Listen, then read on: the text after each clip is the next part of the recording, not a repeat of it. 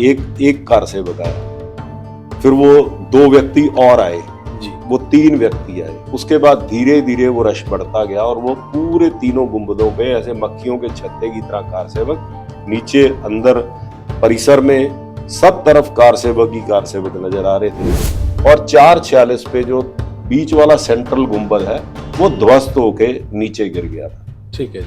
उसके बाद 9 दिसंबर सुबह तक, जब तक सीआरपीएफ ने कब्जा नहीं ले लिया और राम मंदिर को जो है रामलला को टेंट में विराजमान नहीं कर दिया गया, तब तक कार सेवा चलती रही।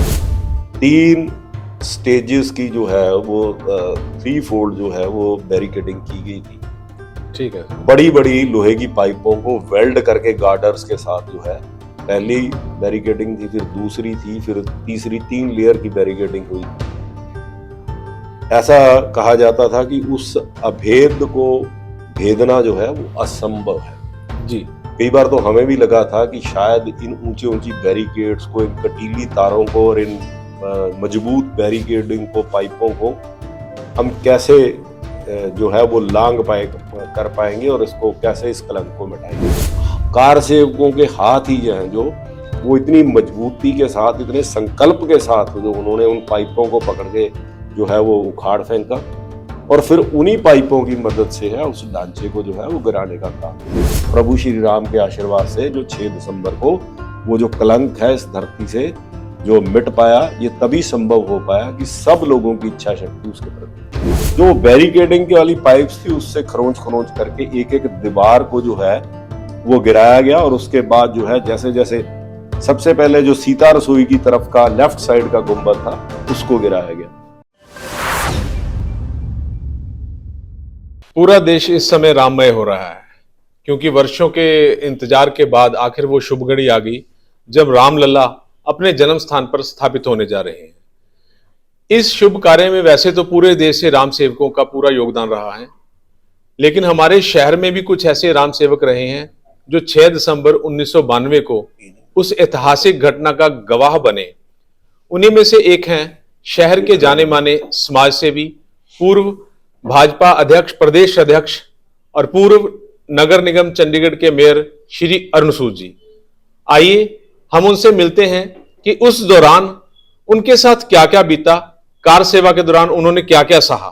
श्री अरुण सूद जी, धन्यवाद। नमस्कार जी। नमस्कार जी। सर, 1990 में जब पूरे देश में शिला पूजन हो रहे थे और पूरे देश से, हर शहर से जत्थे बनकर अयोध्या पहुंच रहे थे कार सेवा के लिए, मेरी जानकारी के अनुसार सर उस वक्त आप जा नहीं पाए थे, तो उसका सर क्या कारण रहा, ये मैं आपकी कहानी आपके मुंह से सुनना चाहता हूं।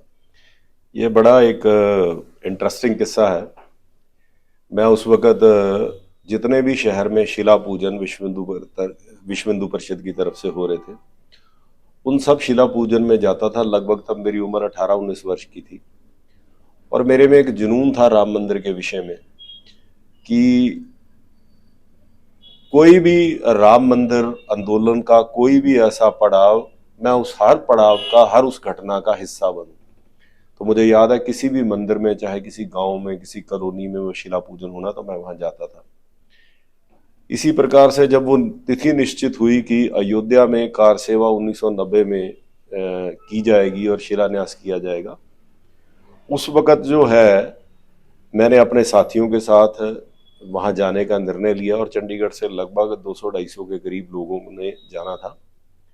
मुझे याद है उस दिन मेरे घर वाले जो हैं, क्योंकि जो देश भर में माहौल था, ऐसा लग रहा था कि बहुत हिंसा हो सकती है, देश में उपद्रव हो सकते हैं, गोली चल सकती है, जानें जा सकती हैं, तो उस वक्त शायद घर वालों की एक चिंता थी। और मुझे आज भी याद है कि जिस दिन हमने निकलना था उसी दिन मैंने अपने कपड़े प्रेस करने के लिए अपने धोबी को दिए थे।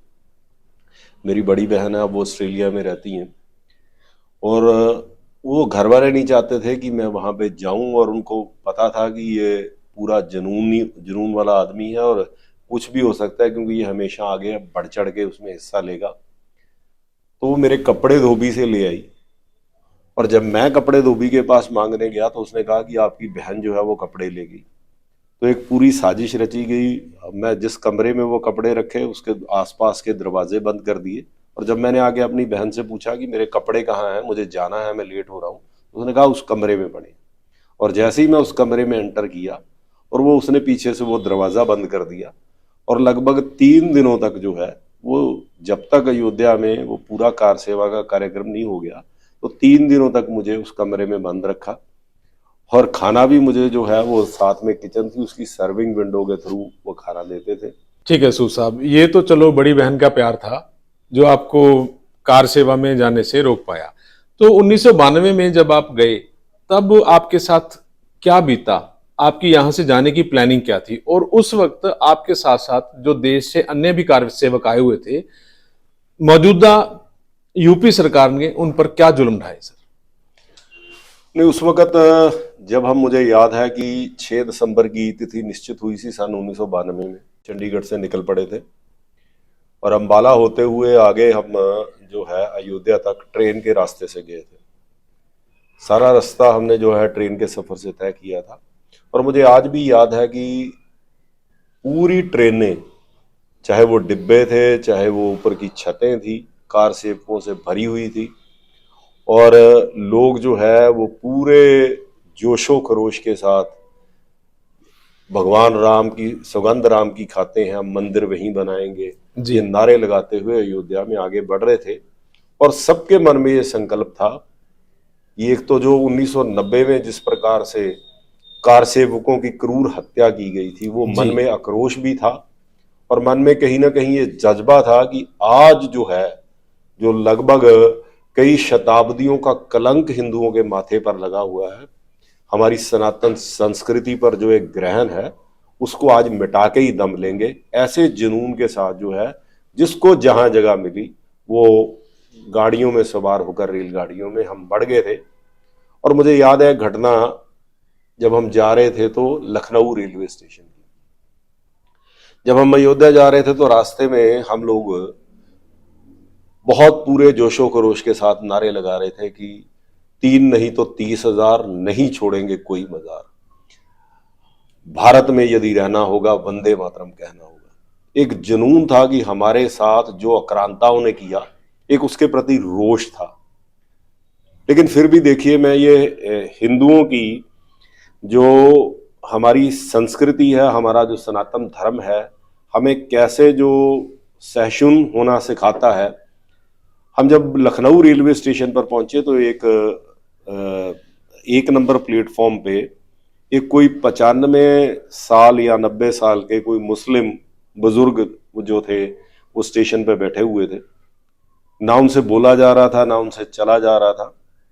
और उस आक्रोश में भी, उस जोश में भी, अब एक हिंदू के नाते देखिए कि हम लोगों ने उन बुजुर्गों को गोदी में उठाया, उनकी गठरी उठाई और उनको बाहर रेलवे स्टेशन पर एक 3 व्हीलर में बिठा के उनकी डेस्टिनेशन तक पहुंचने के लिए उसके पैसे दिए उसको, 3 व्हीलर वाले को, कि इनको छोड़ के आइए। और आप कल्पना कीजिए कि ये सीन उल्टा होता, वहां कोई हिंदू बुजुर्ग या कोई हिंदू व्यक्ति बैठा होता और वो जुनून जो है वो किसी दूसरे समुदाय से होता, तो क्या घटना होती। यही फर्क है हिंदुस्तान की सनातनी संस्कृति का, अपने आप में सब धर्मों के सम्मान का, कि हम अपना हक, अपना जो है चीज को लेके रहेंगे, उसके लिए चाहे कोई भी बलिदान करना पड़े, लेकिन हम आक्रांता की तरह किसी पर हमला नहीं करेंगे। चाहे हम पूरे बल के साथ हैं, दल बल के साथ हैं, लेकिन हमने उनके जीवन की सुरक्षा की और किसी प्रकार का भी उनको जो है वो नुकसान पहुंचाना तो बहुत दूर की बात था, उनकी सहायता भी की। ये सही मायने में एक हिंदू संस्कार है। मैं आपकी बात से बिल्कुल सहमत हूँ सर। उस वक्त, उस यात्रा के दौरान ये बिल्कुल स्वाभाविक है कि विपरीत धर्मों द्वारा, धर्म के संगठनों द्वारा आपके ऊपर जानलेवा हमले भी होंगे। तो आप अपने आप में जत्थों ने कैसे बचाव किया? क्या उन्हें किसी प्रकार का, किसी भी समुदाय से या सरकार से या किसी संगठन से संरक्षण मिला? हाँ, मुझे याद है कि ये घटना जब हम जा रहे थे तो जी पूरे देश में राममय माहौल था। जी। उत्तर प्रदेश में भारतीय जनता पार्टी की सरकार थी, कल्याण सिंह जी मुख्यमंत्री थे। हमें जाते हुए कोई ऐसा अनुभव कि हम पे किसी ने अटैक किया हो या हम पे कोई किसी प्रकार से हमला हुआ हो, ऐसा कोई अनुभव नहीं आया।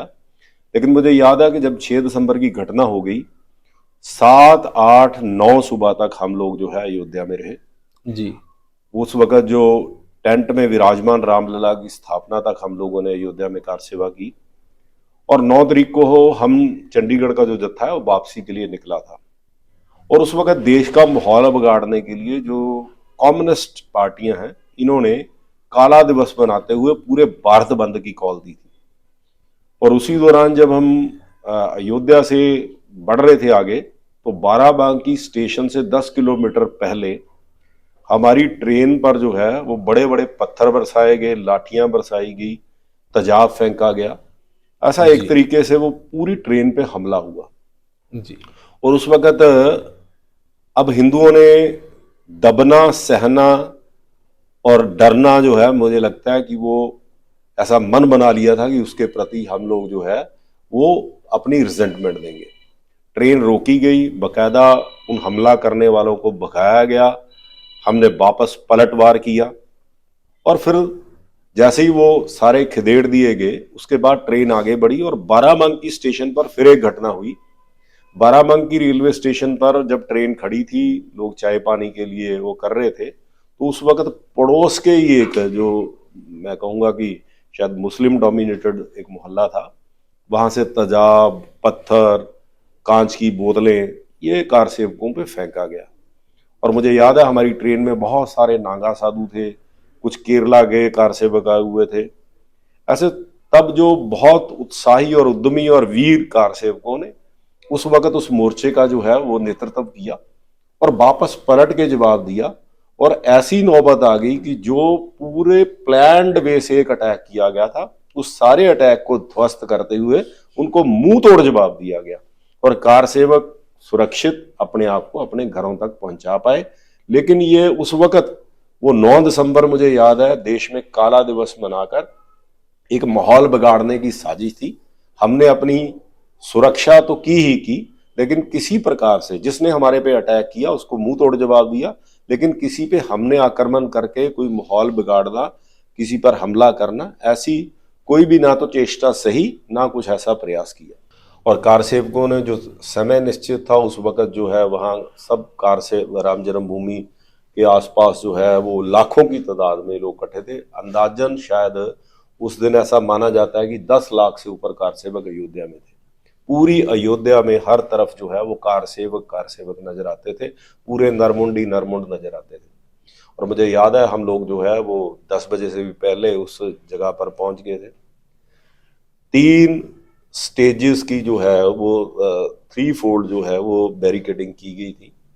ठीक है सर। बड़ी बड़ी लोहे की पाइपों को वेल्ड करके गार्डर्स के साथ जो है पहली बैरिकेडिंग थी, फिर दूसरी थी, फिर तीसरी, 3 लेयर की बैरिकेडिंग हुई थी। ऐसा कहा जाता था कि उस अभेद को भेदना जो है वो असंभव है जी।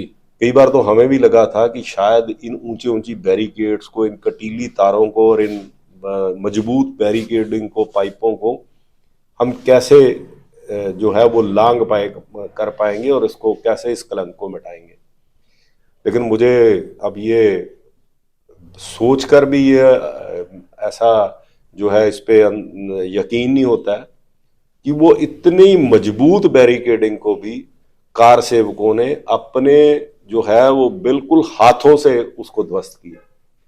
कोई औजार नहीं, कोई हथियार नहीं, कोई हथौड़ा नहीं, कोई छैनी नहीं, कार सेवकों के हाथ ही हैं जो वो इतनी मजबूती के साथ, इतने संकल्प के साथ जो उन्होंने उन पाइपों को पकड़ के जो है वो उखाड़ फेंका और फिर उन्हीं पाइपों की मदद से है उस ढांचे को जो है वो गिराने का काम किया।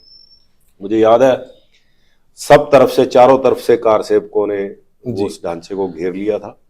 पिछली साइड से कुछ रस्सियां लगा के कुछ एक दूसरे की मदद करते हुए जब हमने देखा तो पूरे गुंबद पे लगभग मुझे याद है 12:01 हुए थे।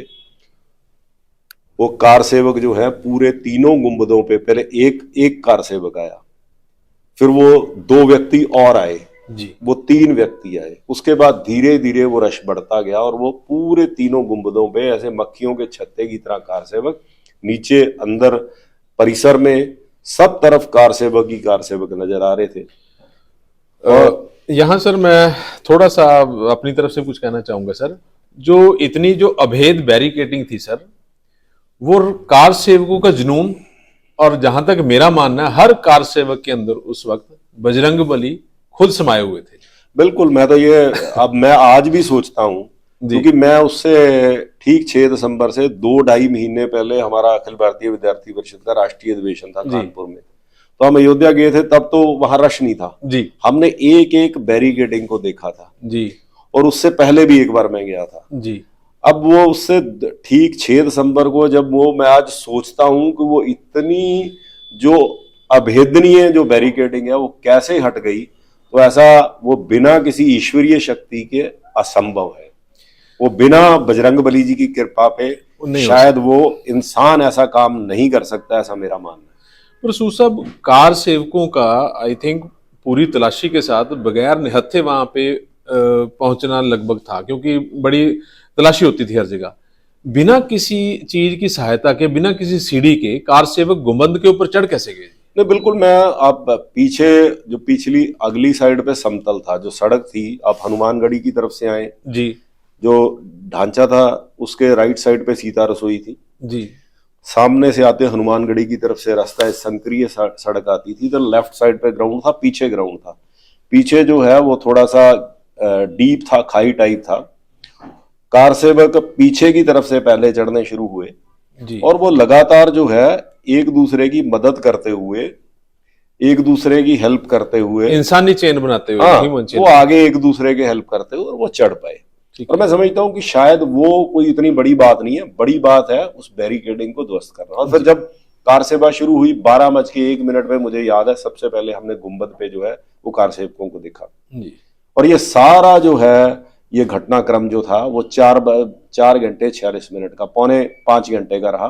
1990 और 1992 का, जिस वक्त कार सेवा अयोध्या में चल रही थी, क्योंकि हर हिंदू चाहता था कि राम मंदिर बने, रामलला अपने स्थान पर स्थापित हो। उस समय अयोध्या में भी लगभग सर बराबर बराबर की स्थिति है, जहां तक मुझे ज्ञात है, मुस्लिम और हिंदू समुदाय। नहीं, मुस्लिम हिंदू मेजोरिटी है, हिंदू बहुत मेजॉरिटी कम तादाद में मुस्लिम है, लेकिन वो फिर भी जो है हिंदू जो वहां की पॉपुलेशन है वो उनसे त्रस्त है जी, त्रस्त थी जी। मेरा सर यही क्वेश्चन था, इसमें क्वेश्चन था आगे मेरा, कि जो हिंदू समुदाय है वहां पर, उनका कार सेवकों के प्रति कैसा रवैया था जब कार सेवा चल रही थी? तो वो आपके सहयोग कर रहे थे या नहीं कर रहे थे? हम 2 दिसंबर को शाम तक जो है हम अयोध्या पहुंच गए थे और हम एक बिल्डिंग थी उसमें हम ठहरे थे। जो पराली होती है फसल की, उसको जो है वो नीचे बिछा के, सर्दी का दिन थे, हम अपने साथ कुछ कंबल वगैरह और गर्म कपड़े भी लेके गए थे, तो पराली नीचे बिछा के हम लोग जो है वहाँ पे रहते थे। और जो हमारे साथ हमारी माताएं बहनें गई थी वो सारा सामूहिक रूप से ऐसे 200-250 लोगों का खाना बनाती थी। 2 तारीख, 3 तारीख, 4 तारीख, 5 तारीख ऐसे हम पूरी अयोध्या का हमने भ्रमण किया। हम स्थानीय लोगों से मिले, उनसे सारी चीज़ों के बारे में, विषयों के बारे में जानकारी ली कि पूरा सारा इतिहास क्या है। जो मोटा मोटा हमें ध्यान में आया कि अयोध्या के लोग बहुत ही जैसे अपने आप को बेबस महसूस करते हुए कि प्रभु श्री रामलला अपने घर से विस्थापित हैं, उनका मंदिर जो है वो ध्वस्त कर दिया गया। जितना इतिहास हमें मुझे पता है कि सन 1528 ईस्वी में जब बाबर आक्रांता ने भारत पर आक्रमण किया, तो 1528 में बाबर के सेनापति मीर बाकी ने महाराजा विक्रमादित्य जो थे उनके द्वारा 84 कसौटी के खंभों का एक मंदिर बनाया गया था, एक भव्य मंदिर, उस मंदिर को ध्वस्त किया। और उसके बाद लगातार 84 लड़ाइयां, 84 युद्ध जो है वो हिंदुओं ने 84 टाइम्स जो है वो प्रयास किया, वो 6 दिसंबर 1992 तक, कि अयोध्या की राम जन्मभूमि को मुक्त कराने के लिए। और मैं पंजाब से आता हूं, इस कारण से आपको शायद ये बहुत कम लोगों को पता है कि हमारे दशम गुरु गुरु गोविंद सिंह जी ने भी 2 बार अयोध्या में 10,000 निहंगों के जत्थों को लेकर राम जन्मभूमि को मुक्त कराने का प्रयास किया। आज वहां पे एक उस गुरु स्थान पे जहां पे गुरु गोविंद सिंह जी ने कैंप लगाया था, आज वहां पे एक गुरुद्वारा भी स्थापित है। जी और इसी प्रकार से अलग अलग राजाओं ने, चाहे वो राजस्थान के थे, देश भर के राजाओं ने राम जन्मभूमि को मुक्त कराने के लिए 84 बार युद्ध किए और 4 लाख से हिंदुओं ने अपने आप को राम जन्मभूमि पे न्यौछावर किया। और वहां के लोग जो अयोध्या के थे वो बड़े इस बात से विचलित थे कि वो मेजोरिटी में होते हुए भी वहां छुटपुट जो दूसरे समुदाय के लोग थे वो उनको नाजायज कुछ ना कुछ तंग करते रहते थे। उन्होंने अपनी जो व्यथा थी हमारे सामने रखी। हमें ये सारी चीजों की पीड़ा होती थी कि हमारे सबसे बड़े भगवान प्रभु श्री रामलला, उनके मंदिर की ये व्यथा है। जब हमने वो देखा कि किस प्रकार से, और वो अपने आप में, जब हम उस मंदिर परिसर में गए, उससे पहले भी मैं 1-2 बार गया था, नीचे अगर आप जाएं तो ऊपर गुंबद विशाल का अंग्रेजों के समय के गुंबद बने हुए थे, नीचे उसमें खंबे लगे हुए थे, उन खंभों पे कमल के फूल थे, उसमें टूटी हुई मूर्तियों के अवशेष थे। जी नीचे का जो चूने के साथ बना हुआ नीचे की दीवारें थी, उनसे साफ पता चलता था कि ये किसी हिंदू मंदिर के अवशेष है। वो बिल्डिंग अपने आप में राम जन्मभूमि का इतिहास व्याख्यान करती थी कि किस प्रकार से मंदिर को कई बार ध्वस्त किया गया, फिर से हिंदुओं ने राम जन्मभूमि को मुक्त किया, लेकिन लगातार जो है वो इस प्रकार के अटैक करके उस मंदिर को बार बार ध्वस्त किया गया। तो वहां के लोग बहुत विचलित थे इस चीज को लेके, और उनकी एक प्रबल इच्छा थी, क्योंकि वो प्रभु श्री राम की नगरी में रहते थे, तो प्रभु श्री राम का जो है जन्म स्थान मुक्त हो। और वो हमें इस प्रकार से ट्रीट करते थे जैसे हमें प्रभु श्री राम के फरिश्ते के रूप में हम लोग आए हैं। हम जिस भी घर में कोई बेल बजाते, कोई नोक खड़काते थे, वहां हमें चाय चाहिए, चाय मिलती थी, खाना चाहिए, खाना मिलता था, देसी भी घी के पकवान हमें खिलाए जाते थे। कई तो महिलाएं आती थी, कई बुजुर्ग तक, कई बच्चे तक हमारे पांव को हाथ लगाते थे, और वो हमसे एक ही बार मांग करते थे कि इस बार जो है अयोध्या को जो है इस कलंक से मुक्त कीजिए। तो ये उनके मन की व्यथा थी, यही हमारी प्रबल इच्छा थी। और जो प्रभु श्री राम के आशीर्वाद से जो 6 दिसंबर को वो जो कलंक है इस धरती से जो मिट पाया, ये तभी संभव हो पाया कि सब लोगों की इच्छा शक्ति उसके प्रति थी। जी सर, मैं भी इसी शहर से बिलोंग करता हूँ। जहां तक मुझे ज्ञात है उस वक्त आपको एक चोट भी लगी थी थोड़ी गंभीर, तो उसमें शायद आपके घर वाले भी थोड़ा नाराज हुए थे आपसे, तो उस किस्से के बारे में बताइए सर। उस गुबंद को गिराते वक्त शायद वो हादसा हुआ था। ऐसा 6 दिसंबर को जिस दिन कार सेवा का दिन निश्चित हुआ था, तो उससे पहले भी हम देश भर से आए हुए कार सेवकों के साथ जो है वो मुलाकात कर रहे थे।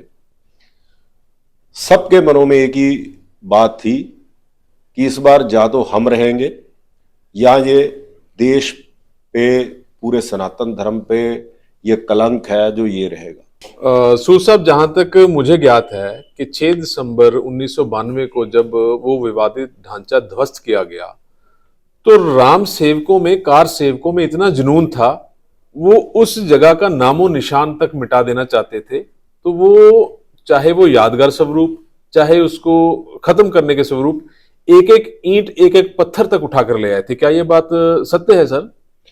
हाँ बिल्कुल, वो मुझे याद है। उस वक्त हम लोग भी जब कार सेवा हुई और 6 दिसंबर को जिस वक्त 12 बजे से लेके 4:45 बजे तक ये सारा क्रम चला, और उसके बाद भी 3 दिन तक चला, तो कोई ईंट ले आया, कोई पाइप ले आया, कोई रोड़ा ले आया।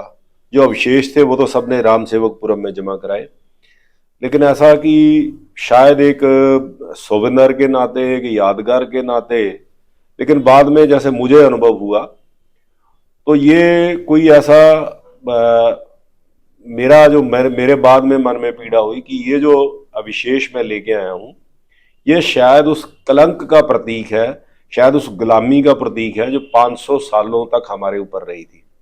तो मैं वो वहां से, मुझे याद है, एक पत्थर लेके आया था, और बाद में मैंने वो नाडा साहब के पास वो जो है गग्गर नदी में मैंने वो बहा दिया था कि ये अब इस चीज को, इस सारे इतिहास को, इस सारे जो कलंक को अब भूलने का वक्त है। अब तो प्रभु श्री राम का मंदिर वहां बनने का सपना जो है वो साकार आज 22 जनवरी को हो रहा है। लेकिन उस वक्त भी ऐसी मन में पूर्ण विश्वास था, पक्का विश्वास था कि जल्द ही प्रभु श्री राम का मंदिर अयोध्या में, जो हमने कसम खाई थी कि सुगंध राम की खाते हैं, मंदिर वहीं बनाएंगे, तो वो सुगंध पूरी करेंगे। और आज मुझे बड़ा खुशी है कि आज वो सारे मार्ग प्रशस्त हुए हैं और प्रभु श्री राम का मंदिर है जो वहां पे, वो उसका पुनरुत्थान हुआ है। और 4:46 पे जो बीच वाला सेंट्रल गुंबद है वो ध्वस्त होके नीचे गिर गया था। ठीक है जी। उसके बाद 9 दिसंबर सुबह तक, जब तक सीआरपीएफ ने कब्जा नहीं ले लिया और राम मंदिर को जो है रामलला को टेंट में विराजमान नहीं कर दिया गया, तब तक कार सेवा चलती रही जी। मुझे याद है 6 दिसंबर को 12:01 पर जब कार सेवक ऊपर चढ़े तो सेंट्रल गुंबद में छेद करने के लिए लगभग 2.5-3 घंटे का, एक शायद 0.25 फुट बाय 0.25 फुट का छेद कार सेवक कर पाए थे। उसमें 2.5 घंटे से ऊपर का समय लगा था जी। क्योंकि जब हमने बाद में उस चीज की समीक्षा की, उस चीज को देखा, तो वो जो गुंबद तीनों बने हुए थे वो प्राचीन उस वक्त के मीर बांकी के वक्त के नहीं थे। अंग्रेजों ने 18वीं शताब्दी में जब हिंदुओं ने आक्रमण करके उस ढांचे को एक बार फिर से मुक्त कराया था, तब ये फिर से उस ढांचे को ये ढांचा कई बारी ध्वस्त हुआ, कई बारी बना। बिल्कुल ठीक। तो उस वक्त जो था एक पूरी कंक्रीट का पक्का, उस पे जब कोई चीज आप पाइप मारते थे तो उसमें से बिजली निकलती थी, करंट निकलता था, इतना पक्का था। और उसमें लोहे की जो है स्ट्रिप्स की जो है वो सपोर्ट डली हुई थी। तो इस प्रकार के गुंबदों को तोड़ना शायद जो है वो असंभव सा एक स्टेज पे हमें लगा कि शायद गुंबदों को ध्वस्त करने में हमें कई महीने भी लग सकते हैं। लेकिन जब हम नीचे आए तो नीचे जो दीवारें थी उस ढांचे की, उन दीवारों में हमने वो पत्थर, काले पत्थर जो देखे, जिन पे शंख लगे हुए हैं, जिनमें ओम की आकृतियां हैं, अपना कमल के फूल हैं, स्वास्तिक के चिन्ह हैं, ऐसे पत्थर लगे हैं, टूटी हुई मूर्तियों के अवशेष हैं, और चूने के साथ, चूने और मिट्टी के साथ वो बनाए गए। जो बैरिकेडिंग की वाली पाइप्स थी उससे खरोंच खरोंच करके एक एक दीवार को जो है वो गिराया गया। और उसके बाद जो है जैसे जैसे सबसे पहले जो सीता रसोई की तरफ का लेफ्ट साइड का गुंबद था उसको गिराया गया जी। उसके बाद राइट साइड का गुंबद और फिर बीच में सेंट्रल गुंबद को जो है वो गिराया गया। और मैं समझता हूं कि सारे एपिसोड में जब गुंबद, पहला गुंबद जब वो गिरा था तो कार सेवक ऊपर थे जी। उस वक्त। ऐसा उम्मीद है कि 4-5 लोग जो है वो उस मलबे में भी ओहो दबे, शहीद हो गए सर। हाँ। और मुझे, आपने अभी मेरी चोट का जिक्र किया, जी, तो उस जी, वक्त शायद ही किसी को इंच मात्र और एक समय, एक सेकंड के लिए भी किसी को, कि जो घायल कार सेवक थे उनको तुरंत वहां से निकाला गया और काम में एक सेकंड के लिए भी विघ्न नहीं पड़ा। और मुझे याद है मेरे सिर पे पत्थर गिरा, मुझे पता नहीं कब वो लगा। मैंने व्हाइट कलर की कमीज पहनी थी, वो सारी पीछे से पीठ से खून से भर गई थी। और मुझे तो बाद में जब वो शाम को कार सेवा खत्म होने के बाद पता चला, मेरे सिर पे आज वहां पे बाल भी नहीं आते, वो इतना सा व्हाइट कलर का स्पॉट बना हुआ है। और वो जुनून में हम उस वक्त थे कि खून बह रहा है, पसीना बह रहा है, उसकी कोई परवाह नहीं थी। चारों तरफ ऐसा ही माहौल था कि आज इस जो है कलंक से हिंदू समाज को मुक्त करना है। तो लोगों ने अपनी जान की परवाह नहीं की और लगभग लगातार कार सेवा करते हुए, बीच में से मुझे याद है कि कम से कम उस वक्त भी और उसके बाद पूरा ढांचा ध्वस्त होने के बाद भी 2-3 दिनों तक ऐसे बीच में मूर्तियां, शिलालेख, टूटी हुई मूर्तियां, ऐसे 40-50 तो मैंने गिने होंगे ये अवशेष जो हैं पुराने मंदिरों के, जो निकाल के श्री कार सेवकपुरम में वो जो पहुंचाए गए। तो वो उस वक्त भी वहां से ढांचे के बीच में से भी बहुत सारे अवशेष मिले। और लगातार फिर 6, 7, 8, 9 सुबह तक, 9 सुबह सीआरपीएफ 6 तारीख से ही शाम से ही हेलीकॉप्टर ऊपर मंडरा रहे थे जी। और 9 तारीख को सुबह जो है सीआरपीएफ के लोगों ने, जब हमने अपना राम चबूतरे की स्थापना कर ली, मलबे को हटा दिया और उसके आसपास जो है वो दीवार एक चिन दी गई, ईंटों की दीवार बनाई गई और उस ईंटों की दीवार के आसपास जो है वो बांसों की बल्लियां लगा के पिंक कलर का जो है वो टेंट लगाया गया और वहां पे रामलला को विराजमान जब कर दिया तो कार सेवकों ने तब वो कब्जा जो है वो सीआरपीएफ को दिया। और मुझे आज भी वो भावुक क्षण याद आते हैं कि प्रभु श्री रामलला जो है हर हिंदुस्तानी के मन मस्तिष्क में किस तरीके से है कि सबसे पहले हम हिंदू हैं, हम सनातनी हैं। सीआरपीएफ के जितने भी लोग आए वो वहां जूते उतार के उसमें अपनी पहले ड्यूटी करने से पहले जो है प्रभु श्री राम के उस टेंट में जो प्रभु श्री रामलला की मूर्ति स्थापित थी उसको प्रणाम कर रहे थे। तो ये एक श्रद्धा की, ये अटूट जो श्रद्धा है वो देखने को मिली। और उसके बाद जो है वो कार सेवकों ने वो जगह सीआरपीएफ को दे दी। और एक मैं जरूर आपसे और शेयर करना चाहूंगा, बड़ा ही भावुक क्षण था। और जब 12:01 पे कार सेवा शुरू हुई, मुझे याद है, मेरे आज भी मेरे कानों में वो घंटियां, वो शंखनाद होते हैं। पूरी अयोध्या में लगभग 5 से 10 हजार मंदिर होंगे। हर तरफ से मंदिरों की घंटियों की आवाजें, शंखनाद, नगाड़े, साधुओं के जयकारे, इस प्रकार से ऐसा लग रहा था कि जैसे कोई युद्ध का माहौल हो और कोई ऐसे युद्ध में आपने विजय हासिल की हो और पूरा सारा जो है वो पूरा एक एक जो कण कण जो है वो राममय हो गया हो। सब तरफ जो है इस प्रकार की गूंज थी प्रभु श्री राम के नाम की। और जितनी देर तक कार सेवा चलती रही उतनी देर तक लगातार पूरी अयोध्या में घंटियां, शंखनाद, नगाड़े ये सब बजते रहे उस जो ऐतिहासिक पल को जो है वो मनाने के लिए। और शायद मैं पूरी जिंदगी भर जो है वो क्षण कभी भूल नहीं पाऊंगा। सर, बीइंग अ हिंदू, आपके मुंह से उस वक्त का सारा वृतांत सुनकर मैं रोमांचित हो रहा हूँ। और समय की एक सीमा है, लेकिन मेरी दिली इच्छा है कि आप ये बोलते रहें और मैं सुनता रहूं सर। नहीं, वो है ही ऐतिहासिक पल है जी, सबके लिए, हम हमारे लिए भी। कि मुझे आज भी शायद इस बात के लिए शायद मैं जिंदगी भर और शायद मैं अपने आने वाली पीढ़ियों को भी, कि जो आज 22 जनवरी को प्रभु श्री रामलला का जो जन्म स्थान है वो 496 साल बाद, 1528 के बाद 496 साल बाद प्रभु श्री रामलला अयोध्या में विराजमान होने जा रहे हैं। और 84 लड़ाइयों और 4 लाख से अधिक बलिदानों के बाद हम इसको आज सपने को साकार होता देख रहे हैं। और इस सारे इतिहास में शायद एक सुई के नोक जितना भी योगदान मैंने दिया है, इस बात का मुझे गर्व रहेगा। और मैं अपनी आने वाली पीढ़ियों को ये बताता रहूंगा कि हाँ, शायद उनके पूर्वजों का भी इसमें ये योगदान रहा। और आज इन्हीं बलिदानों के कारण से जो हमारे लाखों हिंदुओं ने बलिदान दिए, आज ये सपना साकार हुआ है। और मैं सब लोगों से यही प्रार्थना करूंगा कि जब 14 साल बाद प्रभु श्री राम अयोध्या लौटे थे तो अयोध्या वासियों ने घी के दिए जलाए थे। 14 साल की इतनी बड़ी सेलिब्रेशन थी, तो आज तो 496 साल बाद जो है प्रभु श्री रामलला अपने भव्य मंदिर में विराजमान होंगे।